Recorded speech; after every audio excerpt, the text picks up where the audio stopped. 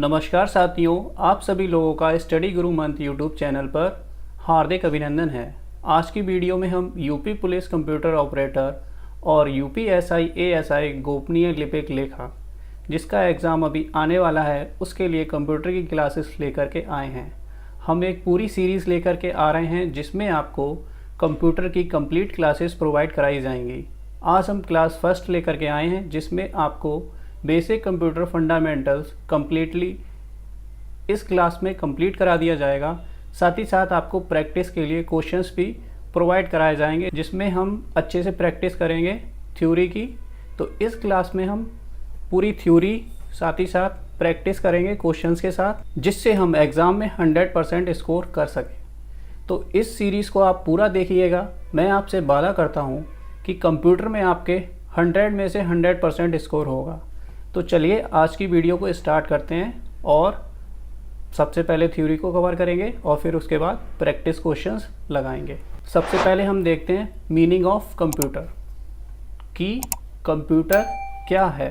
Computer जो शब्द है वो लैटिन भाषा के कंप्यूट से बना है जिसका अर्थ होता है टू कैलकुलेट यानी गणना करना। तो कंप्यूटर अगर साधारण भाषा में कहें तो कंप्यूटर एक ऐसी मशीन है जो कठिन से कठिन कैलकुलेशन को बहुत ही कम समय में हमको सॉल्व करके दे देती है। जो आम इंसान उस प्रश्न को हल करने के लिए काफ़ी ज़्यादा समय लेता है, वहीं पे कंप्यूटर बहुत ही कम समय में, ये कहा जाए कंप्यूटर की भाषा में कि नैनो सेकेंड्स में उसको कैलकुलेट करके हमें उसका आंसर दे देता। अच्छा, गणना करने वाले व्यक्ति या यंत्र को क्या कहा जाता है? तो उसे गणक या फिर इनेमोरेटर कहते हैं। डेफिनेशन ऑफ कंप्यूटर को हम आगे और पढ़ते हैं, इसको और एलेबोरेट करते हैं। तो कंप्यूटर क्या है? कंप्यूटर एक इलेक्ट्रॉनिक डिवाइस है जो क्या परफॉर्म करता है? Mathematical operations. मैथमेटिकल ऑपरेशंस क्या होते हैं? जैसे एडिशन हो गया आपका, सब्ट्रैक्शन हो गया, मल्टीप्लिकेशन हो गया और डिवीज़न हो गया। मैथमेटिकल ऑपरेशंस के साथ साथ ये क्या परफॉर्म करता है? Logical operations. लॉजिकल ऑपरेशंस क्या होते हैं?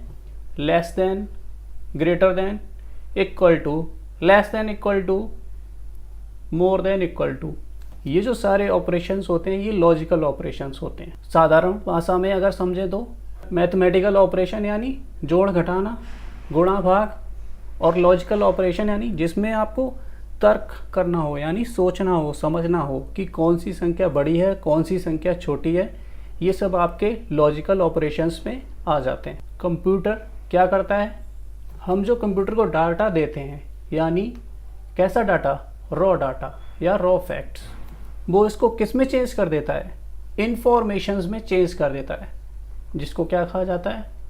Processed facts. मीन्स एग्जाम्पल के लिए हमने उसे डाटा दिया 2+2, ये हमने क्या दिया इसे? Raw data 2+2। उसको उसने इंफॉर्मेशन यानी प्रोसेस्ड फैक्ट में चेंज करके दे दिया 4। इसी प्रोसेस को क्या कहा जाता है? इंग्लिश टर्म में EDP यानी इलेक्ट्रॉनिक डाटा प्रोसेसिंग। मीन्स जो हमने उसे डाटा दिया था इलेक्ट्रॉनिक फॉर्म में, उसने उस डाटा को प्रोसेस करके उस फैक्ट का आंसर प्रोवाइड कर दिया। तो आई थिंक अब कंप्यूटर की डेफिनेशन, क्या कंप्यूटर होता है, क्या कंप्यूटर का वर्क है, पूरा क्लियर हो चुका है। इन्वेंटर ऑफ कंप्यूटर मीन्स कोई भी चीज़ आती है तो उसका जन्म होता है, तो उसको किसी ने बनाया है। क्यों? कंप्यूटर क्या है? ये एक मैन मेड प्रोडक्ट है, किसी इंसान ने इस प्रोडक्ट को बनाया है। तो कंप्यूटर की खोज किसने की है? किसने इस कंप्यूटर को बनाया है? तो फादर ऑफ कंप्यूटर किसे कहा गया है? चार्ल्स बेबेज को। ये कहाँ के रहने वाले हैं? इंग्लैंड के, जिनका जन्म 1751 1791 और जिनकी मृत्यु 1871 1871 में हुई है। इन्होंने 1822 में एक डिफरेंस इंजन बनाया था और 1833 में इसी का ही अपग्रेडेड वर्जन एनालिटिकल इंजन बनाया था। तो जब ये अपग्रेडेड वर्जन है इसका, तो ये अधिक प्रभावशाली होगा। एनालिटिकल इंजन में किसका प्रयोग किया गया? तो पंच कार्ड का एनालिटिकल इंजन में प्रयोग किया गया। Mother of programming, mother of programming किसको कहा गया है? एडा लवलेस को मदर ऑफ प्रोग्रामिंग कहा गया है। कहीं कहीं बुक्स में इनको मदर ऑफ कंप्यूटर से भी डिनोट किया गया है। इन्होंने एनालिटिकल इंजन पर पहला प्रोग्राम लिखा, तो इस वजह से इनको फर्स्ट प्रोग्रामर या फिर फर्स्ट लेडी प्रोग्रामर भी कहा जाता है। कंप्यूटर लिटरेसी डे, कंप्यूटर साक्षरता दिवस कब मनाया जाता है? तो ये 2 दिसंबर को कंप्यूटर लिटरेसी डे मनाया जाता है। और इसकी शुरुआत कब से हुई है? 2001 से। अभी हाल ही में 2023 में कंप्यूटर लिटरेसी डे मनाया गया है। उसकी थीम की बात की जाए तो इसकी थीम है promoting literacy for a world in transition, building the foundation for sustainable and peace society. ये हर साल मनाया जाता है 2 दिसंबर को और इसकी शुरुआत हुई थी 2001 से। फीचर्स ऑफ कंप्यूटर, कंप्यूटर की विशेषताएं कि हम कंप्यूटर को इस्तेमाल कर रहे हैं तो इसकी कुछ ना कुछ खासियत होगी, इसी वजह से तो हम इसको इस्तेमाल कर रहे हैं। तो सबसे पहली जो इसका फीचर्स है वो क्या है? इसकी विशेषता, इसकी स्पीड, गति। इसकी स्पीड बहुत तेज़ है। अगर हम इसको कोई भी क्वेरी देते हैं, कोई भी क्वेश्चन देते हैं, तो ये इसको क्या करता है? नैनो सेकेंड में उसकी गणना करके हमें दे देता है। और कितने नैनो सेकेंड में? 10⁻⁹, 10 की घात 9 माइनस में, इतने ही नैनो सेकेंड में ये उस क्वेरी का, क्वेश्चन का सॉल्यूशन हमें प्रोवाइड कर देता है। तो समझ लीजिए कितनी ज़्यादा स्पीड है इसकी। एक्यूरेसी, एक्यूरेसी यानी त्रुटिहीनता। ये जो भी हमें आंसर्स प्रोवाइड करता है, हम इसको जो भी डाटा देते हैं उसको ये 100% एक्यूरेट सॉल्व करके देता है। ये बिल्कुल भी ह्यूमंस की तरह मिस्टेक्स नहीं करता है। जैसे एग्जांपल के लिए मान लीजिए हम कुछ भी एडिशन कर रहे हैं, तो एडिशन करते टाइम हो सकता है हम कोई कैरी प्लस करना भूल जाएं, पर ये कैरी वगैरह किसी को भी निगलेक्ट नहीं करेगा और हमें 100% एक्यूरेट आंसर प्रोवाइड करेगा। अगला जो इसका फीचर है वो है ये लार्ज स्टोरेज कैपेसिटी, विशाल भंडारण क्षमता। इसकी कैपेसिटी जो है स्टोरेज करने की वो धीरे धीरे बढ़ती चली जा रही है। जैसे जैसे न्यू जनरेशन्स आते जा रहे हैं वैसे वैसे स्टोरेज कैपेसिटी अब बढ़ती चली जा रही है। पहले स्टोरेज कैपेसिटी हुआ करती थी 256 MB, 512 MB, जो अब कहाँ तक एक्सटेंड हो चुकी है? 1 TB तक जाके एक्सटेंड हो चुकी है। इतना ये डाटा स्टोर कर सकता है। एफिशिएंसी, कार्य क्षमता, ये एफिशिएंट है काफ़ी सारे कार्यों को करने में एक साथ। इसकी एफिशिएंसी है कि ये आपको हमेशा 100% एक्यूरेट रिजल्ट प्रोवाइड करेगा। वर्सटैलिटी यानी विविधता, इसका मतलब ये है कि ये एक साथ कई सारे वर्क कर सकता है। जैसे आप MS वर्ड पे काम कर रहे हैं, MS पावर पॉइंट पे वर्क कर रहे हैं, साथ ही साथ आप कोई अदर एप्लीकेशन पे भी वर्क कर सकते हो। तो आप एक साथ कई सारे एप्लीकेशंस पे वर्क कर सकते हो। ये इसकी क्या है? विशेषता है। डिजिलेंस यानी सक्षमता। डिजिलेंस से क्या मतलब है कि ये बिना थके 24/7 365 डेज यानी हफ्ते में 7 दिन 24 घंटे और साल के 365 दिन ये बिना थके काम करता रहेगा। इसे कोई प्रॉब्लम नहीं होगी। बस हमें इसे क्या प्रोवाइड करना है? हमें इसे इलेक्ट्रिसिटी प्रोवाइड करना है। जहां ह्यूमंस पर डे 8 आवर्स या 12 आवर्स की शिफ्ट में वर्क करते हैं, वहीं पे कंप्यूटर जो है वो 24 आवर्स वर्क करने में सक्षम है। सिर्फ हमें इसे इलेक्ट्रिसिटी प्रोवाइड करानी है। Next important feature is privacy यानी गोपनीयता। मीन्स जो भी आपने वर्क किया है, जो भी आपने फाइल सेव किए हैं अपने कंप्यूटर में, वो सिर्फ आपके कंप्यूटर तक ही सीमित है। वो किसी और के पीसी में ओपन नहीं होंगे, किसी और के पीसी में शो नहीं किए जाएंगे। मीन्स आपका डाटा सिर्फ आप ही तक सीमित है। रिलायबिलिटी, ये जो डाटा हमें प्रोवाइड करता है वो 100% एक्यूरेट होता है। कैलकुलेशन करके जो भी हमें प्रोवाइड करता है वो बिल्कुल करेक्ट होते हैं। तो हम इस पर क्या कर सकते हैं? रिलाय कर सकते हैं, इस पर हम विश्वास कर सकते हैं। ऑटोमेटिक, स्वचालित, हम इसको कोई भी क्वेरी देते हैं या कोई भी क्वेश्चन देते हैं तो ये क्या करता है? ऑटोमेटिकली अपने आप प्रोसेस करता है और फिर उसका आंसर हमें फाइनल आउटपुट प्रोवाइड करा देता है। तो ये जो भी प्रोसेस हो रहा है कैलकुलेशन की, ये खुद से कर रहा है, ऑटोमेटिकली कर रहा है। इसके पीछे कोई और ह्यूमन वर्क नहीं करता है।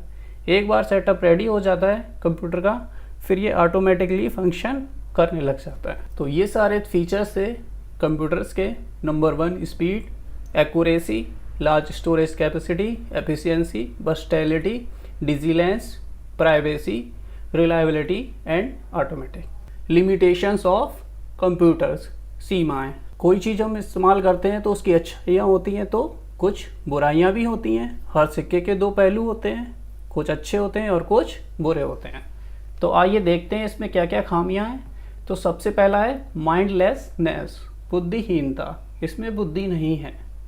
जैसे इंसानों के अंदर बुद्धि है, वो सोच सकते हैं, ठीक, चीज़ों को समझ सकते हैं, बट इस कंप्यूटर में कोई भी बुद्धि नहीं होती है। ये कुछ सोच नहीं सकता है।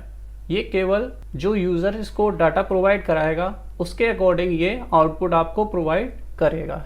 ये उसका क्या है, लिमिटेशन है।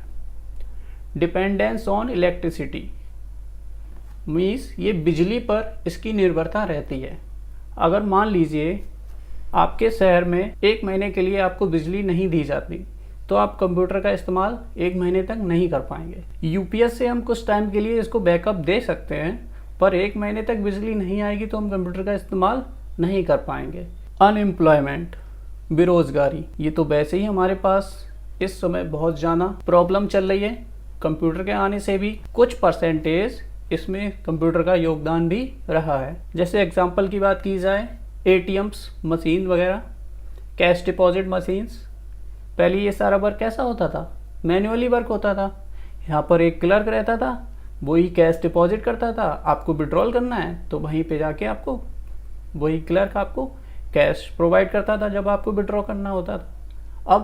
अब क्या होता है, अब आप मशीन के थ्रू ये सारे वर्क, कैश डिपॉजिट और विड्रॉल ईजिली कर सकते हैं। तो जो क्लर्क की जॉब थी वो चली गई।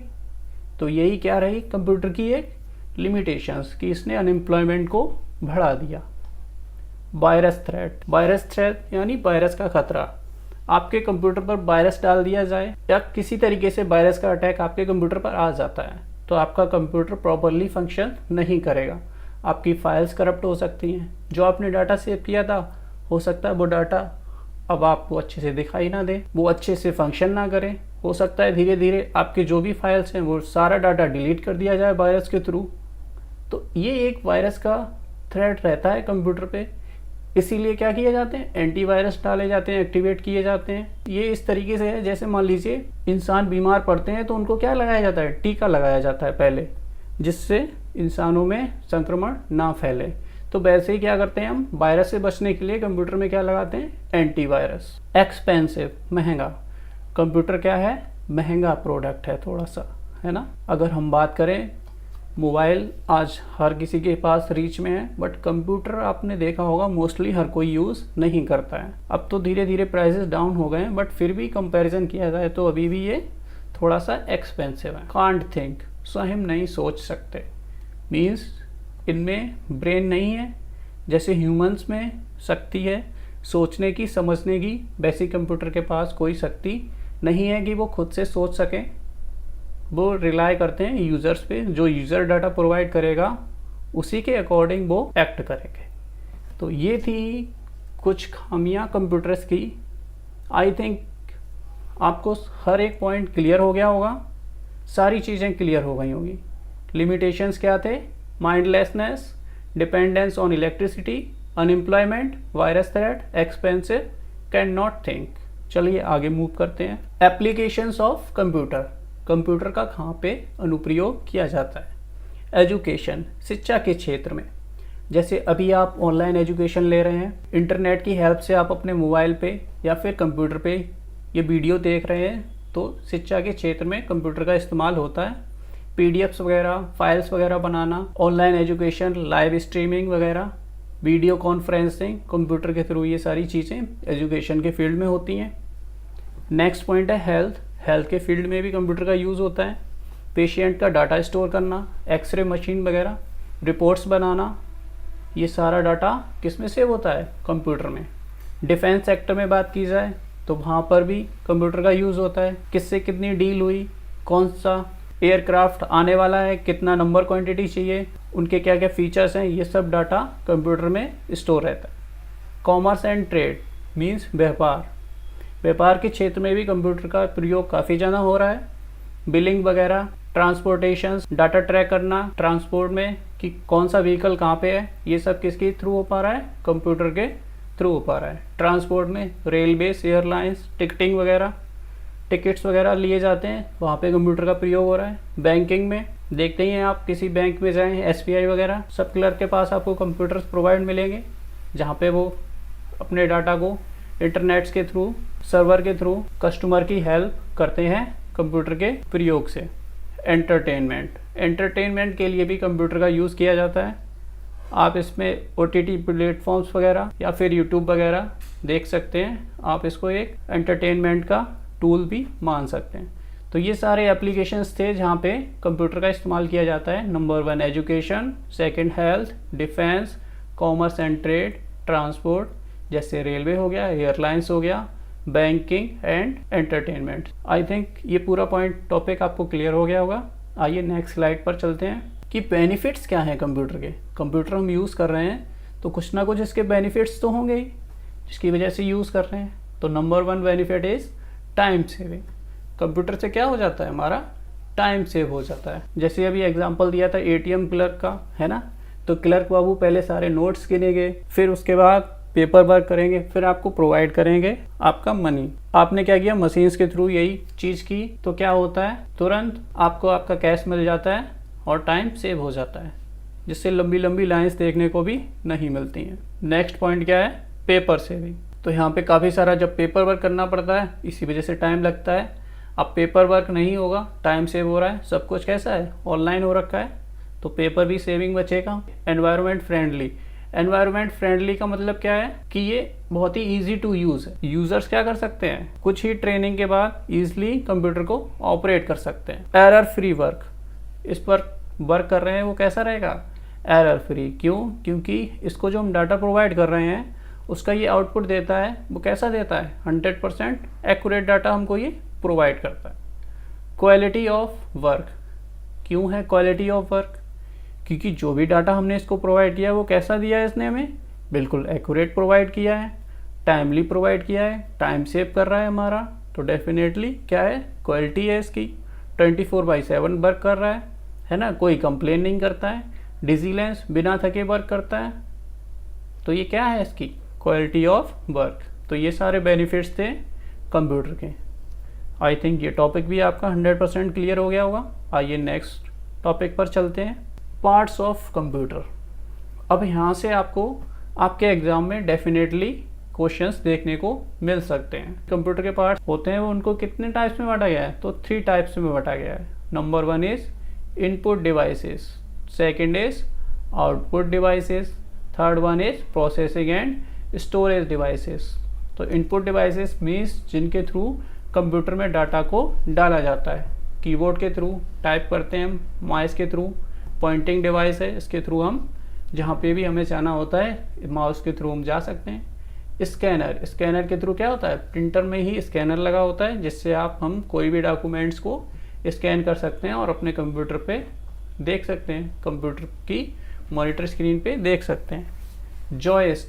जॉयस्टिक क्या है, जैसे हम गेम्स वगैरह खेलते हैं तो वो किसकी हेल्प से खेलते हैं, जॉयस्टिक की हेल्प से खेलते हैं। आउटपुट डिवाइस की बात की जाए तो इसमें आ जाता है आपका मॉनिटर, जिसमें आपको आउटपुट दिखाया जा रहा है। प्रिंटर, जिससे हम क्या करते हैं, अपनी हार्ड कॉपीज प्रिंट करते हैं। स्पीकर, जहाँ पे हमें ऑडियो सुनाई देता है। हेडफोन्स, इसके थ्रू भी हम साउंड को सुनते हैं। प्रोसेसिंग डिवाइस आपकी कौन सी है, CPU, सेंट्रल प्रोसेसिंग यूनिट। और स्टोरेज डिवाइसेस कौन सी हैं आपकी, प्राइमरी एंड सेकेंडरी मेमोरीज। तो ये टॉपिक्स काफ़ी इंपॉर्टेंट है, इसको एक बार अच्छे से गो थ्रू करिएगा और इसको अच्छे से रेडी करिएगा। अभी हम आगे कुछ ही देर बाद क्वेश्चंस करने जा रहे हैं। Next point is CPU, central processing unit. तो CPU को कंप्यूटर का दिमाग, ब्रेन ऑफ कंप्यूटर कहा जाता है और दिल भी कहा जाता है, हार्ट ऑफ कंप्यूटर। यह सभी गणनाएं अर्थमेटिक, जैसे पीछे बताया था, प्लस माइनस, मल्टीप्लाई, डिवाइड, और लॉजिकल यूनिट्स भी ये करता है। लॉजिकल यूनिट्स क्या बताया था मैंने आपको, लेस देन, स्मॉलर देन और इक्वल टू। ये सारी गणनाएं भी कौन करता है, CPU के थ्रू ये सारी गणनाएं होती हैं। और उनको ये साथ ही साथ क्या करता है, कंट्रोल भी करता है, नियंत्रण करता है उनका। तो CPU के कितने भाग हैं? मुख्यतः 3 भाग हैं, ALU, CPU और MU। और MU के अंदर ही आ जाता है आपका cache memory and registers. Clear है पॉइंट? तो CPU के कितने पार्ट्स हैं? ALU, CU and MU। इन तीनों की फुल फॉर्म्स काफ़ी इंपॉर्टेंट है। ALU stands for arithmetic logic units. ये क्या करता है? जोड़, घटाव, गुणा, भाग जैसे कैलकुलेशंस को परफॉर्म करता है। साथ ही साथ लॉजिकल वर्क जैसे लेस देन, ग्रेटर देन और इक्वल टू। कंट्रोल यूनिट्स में क्या आ जाता है? ये सभी उपकरणों के बीच नियंत्रण और समन्वय, कंट्रोल एंड कोऑर्डिनेशन करता है। क्लियर है पॉइंट? मेमोरी यूनिट्स क्या करता है? डाटा को स्टोर करेगा। डाटा और प्रोग्राम को अस्थायी स्थायी रूप से संग्रहित करता है, मीन्स स्टोर करता है। कैचे मेमोरी क्या होता है? ये मेमोरी का ही पार्ट है। ऐसा ना समझ लीजिए कि ये CPU का पार्ट है। ये CPU का पार्ट जरूर है, बट ये MU के अंदर पार्ट आता है। तो कैचे मेमोरी क्या होता है? तेज गति से डाटा एक्सेस के लिए CPU के पास रहती है। क्या रहती है? Cache memory. जैसे आप अपने मोबाइल को यूज़ करते हैं तो उसमें भी एक कैचे मेमोरी का फोल्डर रहता है जिसमें डाटा स्टोर रहता है। तो क्या करते हैं? हम इसको टाइमली क्लियर करते रहते हैं, जिससे क्या हो, कैचे मेमोरी हमारी फुल ना हो जाए, उसकी स्टोरेज फुल ना हो जाए। तो कैचे मेमोरी से क्या होता है? उसमें शॉर्ट टाइम के लिए डाटा स्टोर हो जाता है और इससे क्या रहता है? हमारे जो CPU की स्पीड जो होती है वो फास्ट रहती है।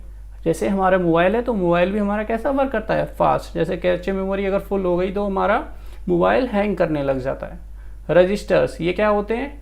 Temporary high speed storage locations, means इसमें जो डाटा स्टोर होता है वो कैसा होता है? Temporary data.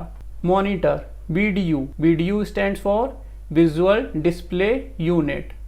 ये फुल फॉर्म आपके लिए काफ़ी ज़्यादा इंपॉर्टेंट है। मॉनिटर एक कैसा डिवाइस है? ये एक आउटपुट डिवाइस है। इसे BDU यानी विजुअल डिस्प्ले यूनिट या फिर BDT, विजुअल डिस्प्ले टर्मिनल भी कहा जाता है। एक मार्क्स यहाँ से आपका पक्का आएगा। BDU की फुल फॉर्म क्या होती है? यह टेक्स्ट, इमेज और वीडियो को दिखाता है। मॉनिटर एक स्क्रीन होती है टीवी जैसी, जिस पर आप टेक्स्ट, इमेज, वीडियो देख सकते हो। और ये कैसा डिवाइस है? एक आउटपुट डिवाइस है। कीबोर्ड, कीबोर्ड क्या है? एक इनपुट डिवाइस है ना। इसके थ्रू हम अल्फ़ाबेट्स, नंबर्स वगैरह टाइप करके डालते हैं। नॉर्मल कीज़ की बात की जाए तो इसमें कितनी कीज़ होती हैं कीबोर्ड में? 104। और जो मल्टीमीडिया कीबोर्ड्स होते हैं उनमें कीज़ ज़्यादा हो सकती हैं अपने अकॉर्डिंग। उसमें आप कीज़ को बढ़ा सकते हैं, घटा सकते हैं, बट नॉर्मल जो कीज़ रहती हैं वो 104 ही रहती हैं। कीज़ के टाइप बताए जाएँ तो कितने कीज़ टाइप्स रहते हैं कीबोर्ड्स में? Alpha numeric keys, A to Z आपके अल्फ़ाबेट्स हो गए और 0 to 9 आपके क्या हो गए? न्यूमेरिक यानी नंबर्स। फंक्शनल की F1 to F12।